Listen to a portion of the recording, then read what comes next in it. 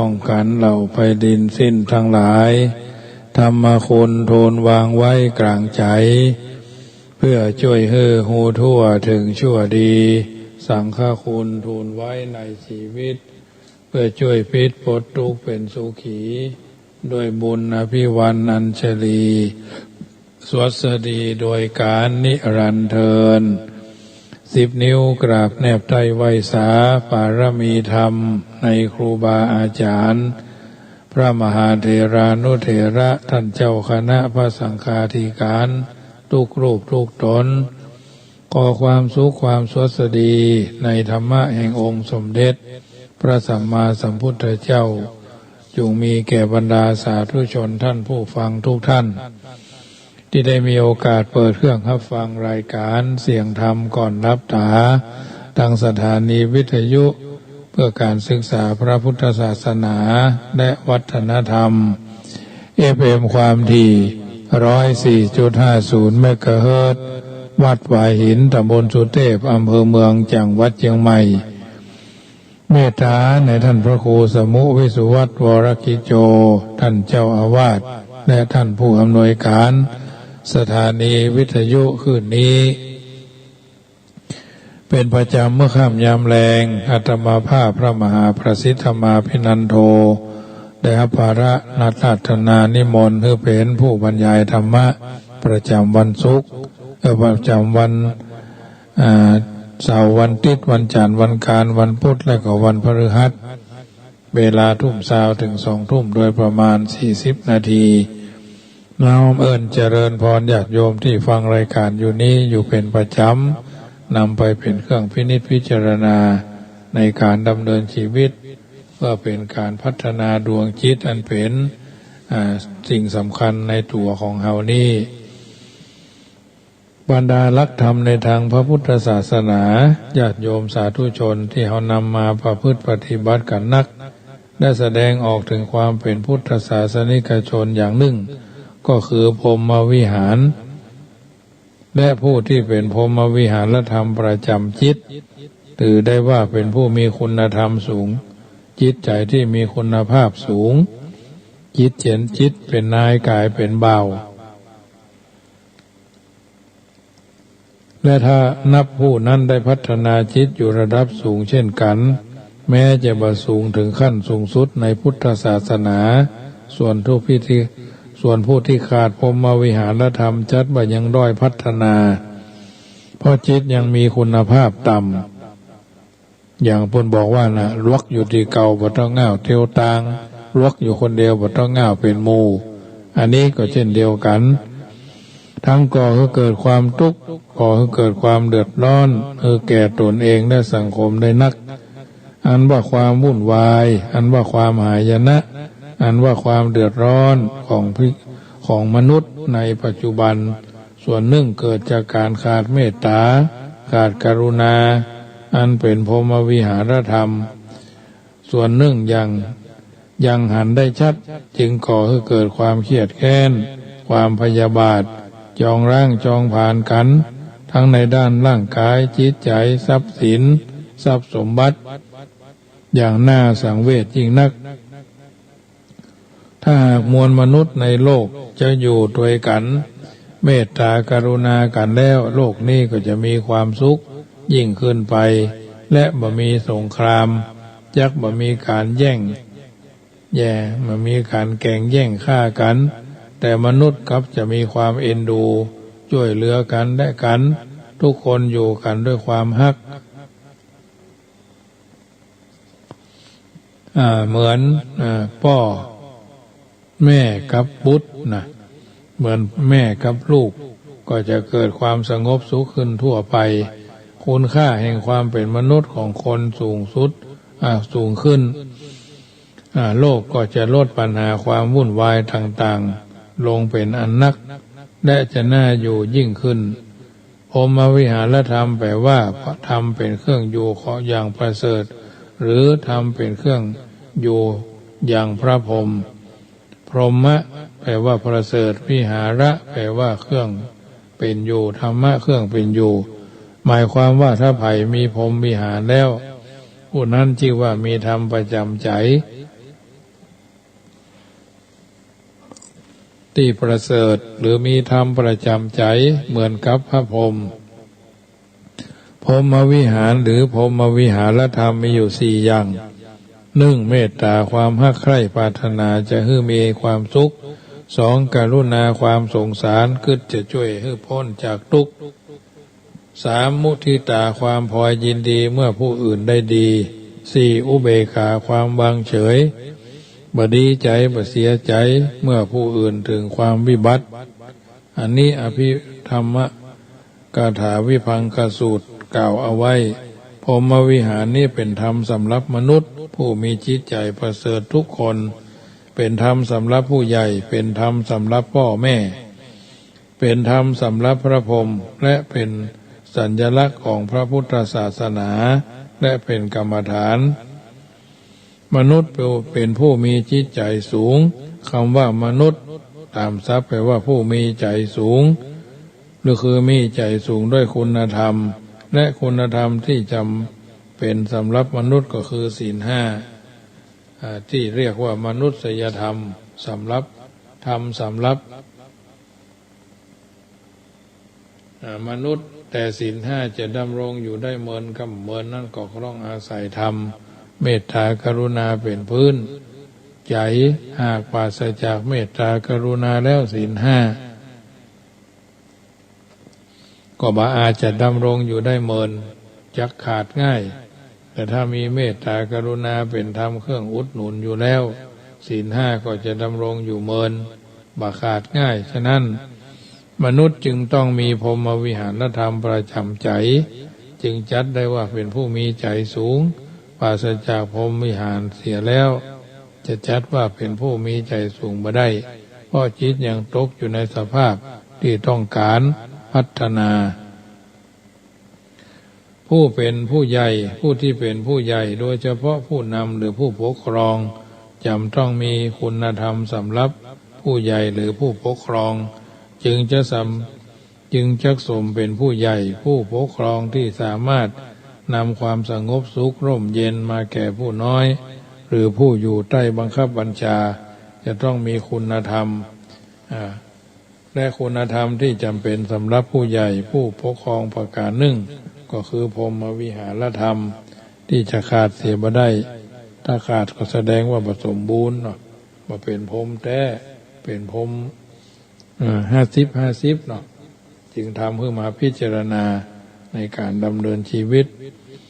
ธรรมะสำหรับพระพรหมตามหลักก็คือบำเพ็ญสมาธิจนได้ฌานสมาบัติถ้าถึงแก่กรรมในขณะยังฌานบ่เสื่อมก็จะต้องไปเกิดในสวรรค์ชั้นพรหมมาโลกชั้นใดชั้นหนึ่งในบรรดาพรหมทั้ง20ชั้นตามอำนาจของฌานที่บรรลุพระพรหม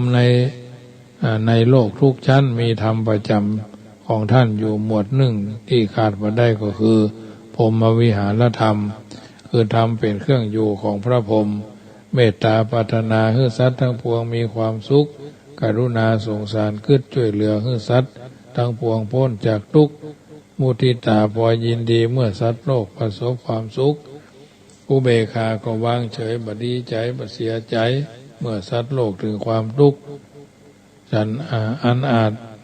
อันท่านบ่อาจจะช่วยเหลือได้ฉะนั้นเมตตากรุณามุทิตาอุเบกขาทั้งสี่นี้ท่านจึงเรียกว่าพรหมวิหารธรรมเป็นต้นจึงนำมาเสนอให้ญาติโยมสาธุชนนำไปพิจารณาในการดำเนินชีวิตให้ถูกต้องท่องแท้จักบ่ได้ถลำผิดพลาดเป็นลำดับไปค่ำคืนนี้ก็จะอู้เรื่องของศีลหรือศิลปะหมายถึงว่ามีฝีมือการช่างมีฝีมือการช่างในการที่จะประกอบถ่ายทอดวิชาความรู้ให้ปรากฏที่ชื่นชมและชื่นชอบแก่ผู้พบเห็นผู้ที่มีฝีมือคือความสามารถอย่างนั้นเรียกว่าศิลปินอันว่าศีลมีหลายประเภทถ่ายทอดออกมาโดยการกระทำของกายก็มีใจก็วาจาก็มีอวัยวะทุกส่วนของคนเราสามารถแสดงออกมาเป็นศีลได้ถ้าได้ฝึกฝนช่ำชอง เช่นสามารถเขียนภาพปั้นแต่งรูปทรงดีดสีผีเป่าเครื่องดนตรีโดยที่สุดแม้ชกต่อยหรือปากก็สามารถร้องเพลงให้กล่อมแสดงความบิดเบี้ยวผิดปกติกิริยาเหล่านี้นี่จะแสดงออกมานั่นเป็นเป็นที่ชื่นชอบของผู้คนได้หันได้หู้ได้สัมผัสจัดว่าเป็นศีลอย่างหนึ่งศิลปะทั้งสิ้นเป็นศีลทั้งสิ้นปัจจุบันมีชื่อเรียกแตกต่างกันไปเช่นวิจิตรศีลมันตนะศีลดุริยางคศีลวาทศีลเป็นต้นทัดนั้นมาก็ถือว่างานที่เป็นศีลงานที่เป็นศีลล้วนมีค่าที่สูงสุดหรือสูงส่งล้วนเป็นที่ปรารถนาของคนฉลาดทั่วไปงานศีลเป็นงานอย่างบ่อาจจะประมาณค่าได้เหมาะควรแก่การดูแลรักษาในที่ปลอดภัยและนำเอาสมาแสดงได้ชื่นชมในบางคราวบางโอกาสบางหน่วยงานนะแต่งานศีลก็บางอย่างเจ้าของเขานำออกมาตั้งหรือติดแขวนไว้ให้คนดูได้ตลอดเวลาบ่หวงแหนเช่นงานแกะสลักหินรูปแบบต่างๆงานแกะสลักไม้ขนาดน้อยขนาดกลางขนาดใหญ่ประดับตามโบสถ์วิหารอาคารตามซุ้มประตูวัดหน้าต่างหรืองานเชิญเขียนรูปคนที่มีความคล้ายคลึงหรือเขามีความใกล้ชิดเขียนแบบภาษาแผ่นผ้าหรือแผ่นไม้แผ่นหินซึ่งงดงามทำให้เกิดความรู้สึกชื่นชมดึงดูดตาซึ่งงานศีลเหล่านี้ล้วนทรงคุณค่าที่เป็นอมตะเป็นแบบอย่างที่คือคนรุ่นต่อไปศึกษาและทำตามหรือยักย้ายพัฒนาได้ศีลนั้นพุทธเจ้าตรัสว่าเป็นมงคลแห่งชีวิตคือทำให้เกิดความสำเร็จทำให้เกิดความเจริญรุ่งเรืองทำให้ผู้มีศีลในการได้รับการเชิดชูอนุโมทนาโยมนากาแฟเนอร์ที่ได้กดไลค์เข้ามาเนาะได้รับเกียรติท่านหนึ่งว่างานศีลแม้เพียงอย่างใดอย่างหนึ่งก็ยังประโยชน์ให้สำเร็จโดยแท้ข้อนี้เป็นข้อนี้เป็นข้อแม้ส่วนเงื่อนไขที่สำคัญยิ่งก็คือถ้าผู้มีศีลชำนาญในงานศีลเชี่ยวชาญในการแสดงออกแต่เป็นผู้ไร้ศีลเป็นผู้บ่มีศีลควบคุมพฤติกรรมที่แสดงออกอนุโมทนาโยมแม่เรนูก้อนแก้วเนาะ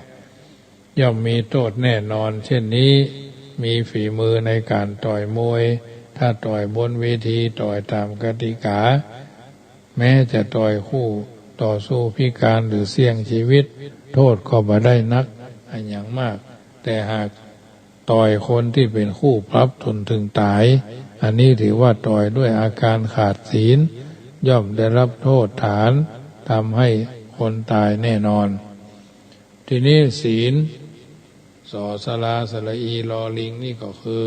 การประพฤติหรือการปฏิบัติตัวไปตามปกติมีศีลกับมีธรรมเนี่ยนะไปตามกฎธรรมดาระเบียบบละเมิดกฎบละเมิดสิทธิของคนอื่นมาสร้างความเดือดร้อนให้กับตนอื่นและโดยกายวาจาการทำตัวปฏิบัติตัวไปตามปกติธรรมดานำทำมาหากินทำมาหาเก็บหอมรอมริบไปตามปกติธรรมดา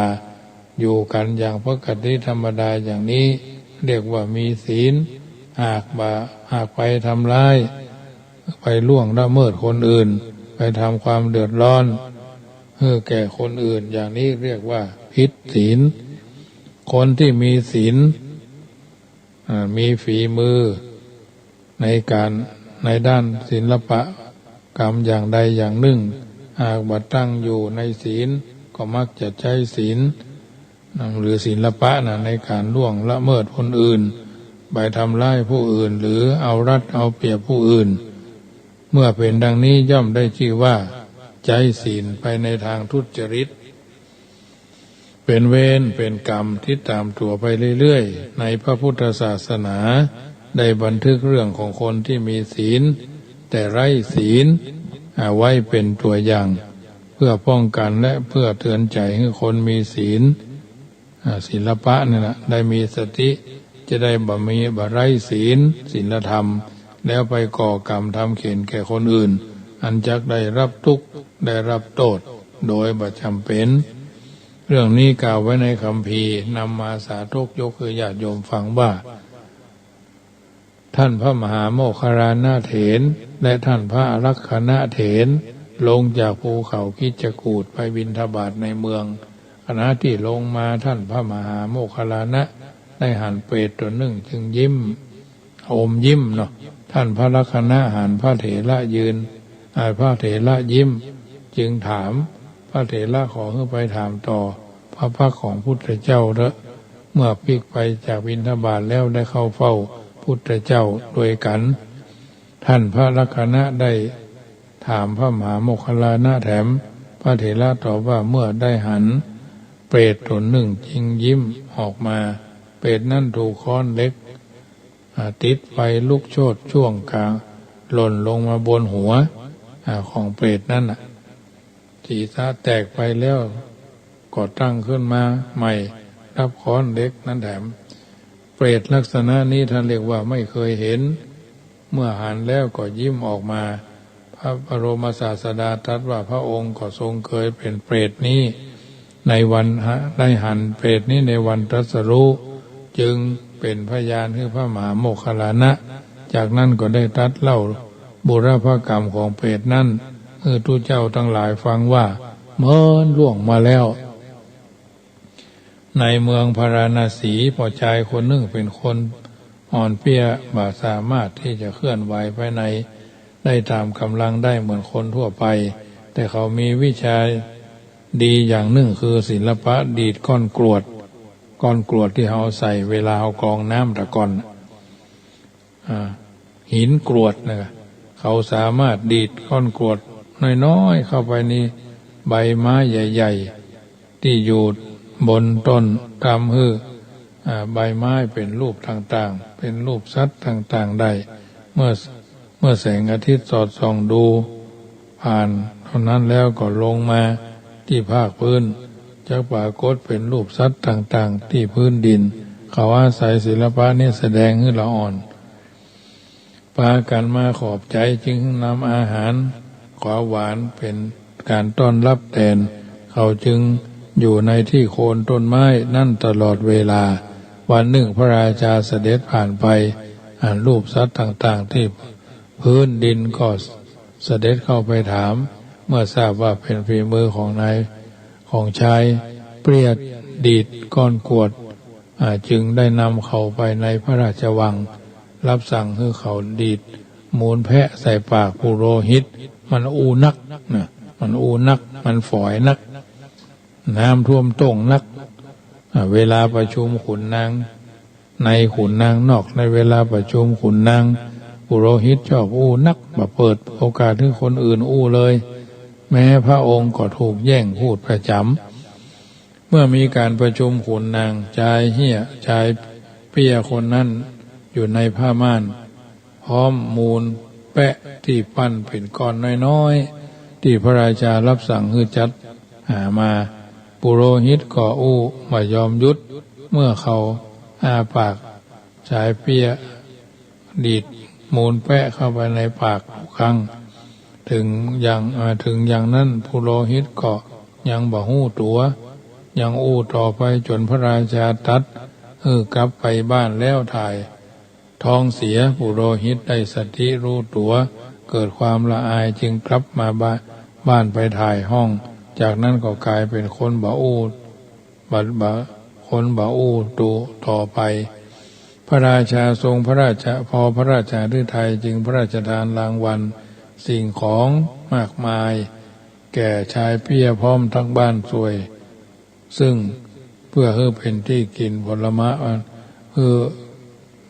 เก็บกินผลประโยชน์เขาจึงมีชีวิตอย่างเป็นสุขนับแต่วันนั้นเป็นต้นมาชายคนหนึ่งหันชายเปี้ยได้ของพระราชทานมากมายเช่นนี้ จึงอยากจะได้คิดว่าเฮาก็ควรจะไปเรียนศิลปะดีดกรวดนี้ไว้พ่องจึงไปหาชายเปรี้ยขอเรียนวิชานั้นแต่พอชายคนนั้นบ่ยอมฮื้อชายผู้นั้นก็คิดว่าบ่เป็นหยังต่อไปคงจะฮื้อเองจึงไปเอี่ยวจึงได้เที่ยวไปเที่ยวมาเที่ยวไปเที่ยวมาขอเขาบ่ได้ขอมาขอวิชาแต่มาทำความดีเช่นนวดมือนวดเท้าพ่องหาของกินที่แปลกมาให้กินพ่องมาชวนคุยเรื่องนั้นเรื่องนี้สบายใจพ่องทำอย่างนี้อย่างนั้นเป็นเวลาเมินจนชายเพี้ยเสียหันใจว่าเขาอันมาอุปการะชายให้ช่วยเหลือและมีความพยายามจึงบอกศิลปะดีดกวาดให้เขาเฮียนเข้าทำนองที่ว่าอันเสา8 ศอกตอกเป็นหลักไม่มาผักอ่อนเข้าเสายังไหวนะอันเสาหิน8 ศอกตอกเป็นหลักไปมาผักบ่อยเข้าเสายังไหวนะอันนี้ก็เป็นเรื่องที่น่าพิจารณาตามที่เพิ่นกล่าวเอาไว้ก่อนไกลเอามาเป็นนิทานในการดำเนินชีวิตเตือนคิดสะกิดใจเมื่อเขาเฮียนจนชำนาญแล้วจึงลาพ่อชายเปียพูดเป็นอาจารย์สั่งว่าเธอเอ๋ยถ้าจะลองวิชาก็จงพิจารณาดูคือแน่ถ้าทดลองกับสัตว์ก็จะเสียศีลใหม่ก็ถ้าทดลองกับคนที่เขามีพ่อแม่ก็จะถูกปรับนักคงหากล้าปรับมาได้ถ้าทดลองกับคนที่เขาบ่มีพ่อบ่มีแม่บ่ต้องเสียกล้าปรับอะหยังก็พิจารณาดูคือดีถ้าเดือดร้อนอาจารย์อย่าเดือดร้อนอาจารย์เตือนอย่างนั้นเขารับคำอาจารย์แล้วก็ไปหาผู้ที่จะทดลองแม่โคนมตัวหนึ่งแต่มีคนเลี้ยงดูบ่คิดว่ามีเจ้าของทดลองบ่ได้เดินไปพบละอ่อนคนหนึ่งเล่นอยู่ครับอยู่กับที่ก็คิดว่าละอ่อนเขามีพ่อมีแม่ทดลองบ่ได้จะเสียกล้าปั๊บเดินหน้าต่อไปแถมฉะนั้นพระปัจเจกขณะนั้นพระปัจเจกพุทธเจ้าองค์หนึ่งชื่อสุเนตตะเดินไปบิณฑบาตอยู่พอใจนั้นหันท่านแล้วก็คิดว่าโอ้พระองค์นี้มีพ่อมีแม่แน่นอนเอาจะดีดกวดก้อนกวดแล้วคงบ่ต้องเสียหยังเมื่อท่านเดินผ่านมาตรงหน้าตนจึงดีดก้อนกวดเข้าไปที่ช่องหูขวาของท่านก้อนกวดนั้นเข้าช่องหูขวาของเข้าห้องหูขวาทะลุออกไปช่องหูซ้ายชั่วพริบตาเดียวพระปัจเจกพุทธเจ้าได้รับความเจ็บปวดมากเกิดทุกขเวทนาอย่างแรงกล้ามาจะเดินต่อไปได้จึงเหาะกลับมาที่บรรณศาลาแล้วก็ปรินิพพานณที่นั้นนะมหาชนเมื่อบาหันพระปัจเจกพุทธเจ้าไปรับบิณฑบาตจึงได้ไปที่บรรณศาลานั้นอันท่านปรินิพพานเสร็จแล้วจึงถามไทยกันว่าไปทำร้ายกันชายผู้นั้นก็รับว่าคนทดลองวิชาบันนึกว่าจะมีผลรุนแรงถึงขนาดนี้มหาชนได้ยินดังนั้นจึงพากันลุมเตะลุมต่อยเป็นห้องว่าอเมริกันแชร์เนาะรูปละโดยไม้โดนจนเขาตายเพราะบาปกรรมที่เขาเคยทำไว้จะทำให้พระปัจเจกพุทธเจ้าและปรินิพพานเขาจึงมีไปบังเกิดในอเวจีนรกมกไหม้อยู่ในนรกนั้นมาจนแผ่นดินสูงได้1 โยชน์เศษบาปกรรมจึงส่งผลให้กลับมาบังเกิดเป็นเปรตอยู่ที่เขาคิดจะกูดตามที่พระมหาโมคคัลลานะได้หันผู้ชายคนนั้นได้เป็นคนที่มีศีลมีวิชาแต่ไร้คุณธรรมจึงไร้สติในการควบคุมการกระทำบ่คำนึงถึงเวรกรรมที่จะติดตามลามตัวมาเมื่อล่วงละเมิดศีลแล้วจึง จึงทำกรรมแล้วทำแล้วจะได้รับความรุนแรงพระบรมศาสดาตรัสเล่าบุรพกรรมของเปรตนั้นให้ฟังแล้วว่าภิกษุทั้งหลายศิลปะก็ดีความเป็นใหญ่ก็ดีเมื่อเกิดขึ้นในแก่คนที่ได้รับหรือว่าเป็นคนพาลย่อมเกิดขึ้นเพื่อความชิบหายอันหาประโยชน์มาได้โดยว่าคนพาลได้รับศิลปะหรือได้รับความเป็นใหญ่แล้วย่อมทำความชิบหายให้แก่ตนโดยถ่ายเดียวจากนั้นจึงได้ตรัสพระคาถาว่ายาวะเทวะอนาถายะยัตตังภาลัสสะชายโตหันติภาลัสสะสุขังสังพุทธมัสสะวิภากตังเป็นต้นแปลว่าความรู้คือศิลปะความเป็นใหญ่และยศย่อมเกิดแก่คนพาลเมื่อทำความชิบหายฮือเต้าอั้นความรู้นั้นย่อมทำปัญญาของคนพาลนั้นตกไปฆ่าส่วนที่เป็นบุคคลธรรมชาติของเขาเสียจักทำให้ป่าเฮาท่านทั้งหลายอยู่ดีมีสุขสำราญบานสุขแล้วก็ประสบผลสำเร็จในหน้าที่การงานวันนี้เป็นวันเสาร์ที่16ท่านทั้งหลายที่มีโชคก็ยิ้มท่านทั้งหลายที่มีโชคก็ย้อยนะเพราะฉะนั้นบุญแล้วที่เราได้เกิดมาเป็นมนุษย์มาพบพระพุทธศาสนา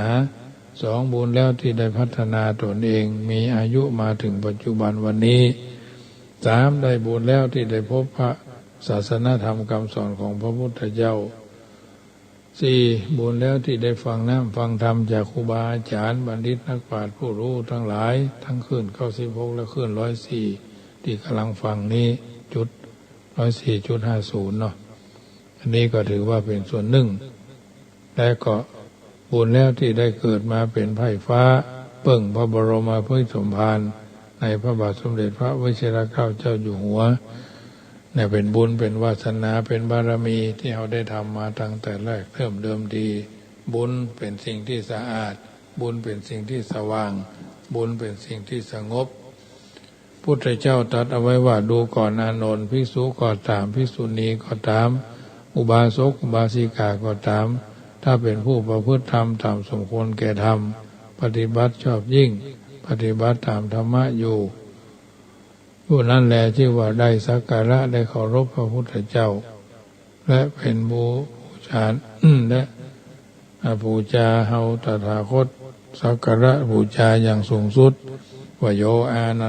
โวอานันทะภิกขุวาภิกขุณีวาอุปาสโกวาอุปาสิกาวาสัมมานุธรรมปฏิปันโนวิหารติสามีจิปฏิปันโนอนุธรรมจารีโสตถาคตังสโกติสกะโรติครุกะโรติมาเนติปูเชติปรมายะปูชายะเป็นต้นอันเนี้ยเพิ่นว่าภิกษุก็ตามภิกษุณีก็ตามบาสกก็ตามเป็นผู้ประพฤติธรรมสมควรแก่ธรรมทั้งที่รับในที่แจ้งก็เป็นมงคลกับตัวตนเอาท่านทั้งหลายเป็นลำดับไปอันนี้เป็นส่วนหนึ่งที่นำมาเอื้อนเจริญพรในรายการเสียงธรรมก่อนรับตาประจำเมื่อค่ำยามคืนของวันเสาร์ญาติโยมที่ไปทำงานกันมาแล้วก็คงเข้าบ้านเข้าจองเตรียมเข้ากับป่าอาบน้ำอาบท่าจะได้ปะหน้าคาตาอูชาทักทายซึ่งกันและกันว่างใจว่างเว้นจากภาระธุระก็โทรศัพท์เข้ามาทักทายกันได้ที่0615476539เวลา40 นาทีก็ใกล้จะหมดแล้วจะไปลืมเนอะวันที่23 ตุลามีโอกาสมาร่วมกินทานงานทำบุญทอดกฐินวัดจังกรรมได้เวลา 9:39 ชี้แจงอธิบายให้ญาติโยมฟังตามคำว่าสำหรับท่านที่บ่ได้มีโอกาสได้ท่านที่บ่ได้ฉีดยาเตื้อทางการคณะสงฆ์ทางการสมาคมกำนันผู้ใหญ่บ้านและก็เทศบาลตำบลมะกอกก็ออกมาตรการว่ารัดกุมในการที่ผู้คนจะมาถ้ามาแล้วมีบัตรก็เป็นยังบางคนนี่เพิ่นบ่ได้ฉีดยาเนาะเพิ่นก็มีข้อกำหนดกฎเกณฑ์เอาไว้ ตั้งรพสตอสมพ่อหลวงกำนันและผู้นำทุกภาคีส่วนที่ได้ช่วยกันรณรงค์และช่วยกันทำให้สิ่งต่างๆเหล่านี้ปรับไปตามยุคตามสมัยเนาะทางนี้ทางนั้นก็เป็นสิ่งที่ดีญาติโยมสาธุชนท่านผู้ฟังทั้งหลายเพิ่นบอกว่าปฏิสนทนนอนอุทธรแม่บ่ฮู้แก่บ่ฮู้แน่เพศชายบ่ฮู้เพศกายเป็นชายหรือหญิงจนทารกโรคฟากได้พักพิงแม่บ่ทิ้งลูกน้อยคอยเลี้ยงดูช่วยอาบน้ำป้อนข้าวทุกเช้าค่ำอยู่ประจำบ่ไปไหนไก่ตาหูดื่มนมทั้งหนุ่มคอยอุ้มโชยกใส่อู่ไกวขับพี่หลับนอนเวลาลูกตื่นจะตื่นดึกคนแม่นึกระวังใจสังหรณ์ได้ยินเสียงอูแว่อูแว่ลูกน้องประคับคองลูกร้องประคองก่อนลูกตัวร้อนโอสถบทซะโลมลูกพิการตาหูดูน่าเกลียดไม่รังเกียจจับจูบหอมชูบโสมคอยรูปค่ำเช้าเห็นเศร้าตมช่วยเล่าลมสมนาเอื้ออาทรอันนี้เกี่ยวกับพระคุณของท่านผู้มีพระคุณโดยเฉพาะเรื่องพ่อเรื่องแม่ซึ่งเป็นพระอรหันตาเป็นอรหันติประจำที่ท่านทั้งหลายได้ทำกันมารายการเสียงธรรมก่อนรับตาประจำค่ำคืนของวันเสาร์ที่16เดือนเกียงเหนือออกหรือ ขึ้นเนาะออกหรือขึ้น10ค่ำอันนี้ก็เป็นส่วนหนึ่งเจริญพรโยมแม่ครู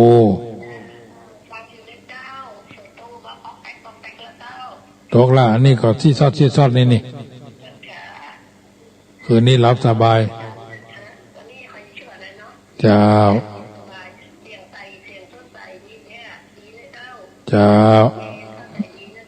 โมทนาเจ้า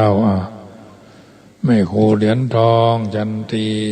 ร้องเนาะโยมแม่จันเปงก็คงพลิกบ้านแล้วเนาะท่านไปขายก่อนเสียงเนาะเจริญพรพี่น้องกาแฟสาธุเจ้าข้าไม่ได้ไปแล้ววันเดินกล้าไม่ได้สีพวกกินตับเข็งเลยเจ้าตั้งใจว่าจะได้ไปหรือไม่ได้ไปละเพราะนั้นบ่ได้ฉีดยาด้วยยังเลยเจ้าไปจองจิโนฟาร์มก็ยังไม่ได้อันนี้จะก็ไม่ได้ยังไม่ได้สักอย่างเจ้าไม่ได้ฉีดบักไว้เจ้าจะได้ฉีดอันซิโนฟาร์มเดือนหน้าเลยเข็มที่3ถ้าถึงบังคับยังไม่ได้ไปแล้วเจ้าครับน่าก็วันที่24ก็จะมาวัดเชียงลินนี่วันที่23อันก็ไปเจอท่านตีวัดตีควงพญาเมงลายอ่ะเจ้าภาคบ่ายนะตอนเช้า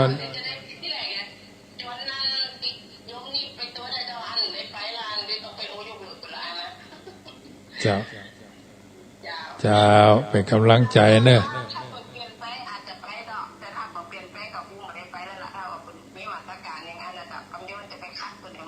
เจ้าโมทนาเอาละญาติโยมสาธุชนสมสมัยได้เวลาขอนำรายการจากท่านไปก่อนเนอะคืนนี้รับฝันดีก่อนจะรับจะนอนขอไหว้พระครั้งที่1ไหว้พระพุทธเจ้ากรรมที่2ไหว้พระธรรมเจ้ากราบที่3ไหว้พระสังฆเจ้ากราบที่4ไหว้พ่อไหว้แม่อรหังสัมมาสวากขาโตสุปฏิปันโนมาตาพิตโรและคุณูปการโรสวสดีกันทั่วหน้ารัตนัตยานุภาเวนะรัตนัตยเตจสาพุทโธบังซ้ายธัมโมบังขวาสังโฆบังกายาอรหังบังเขสาอรหังพุทโธนะโมพุทธายะอายุวันโนสุขังปะลังขอเจริญพรอริยสัจสี่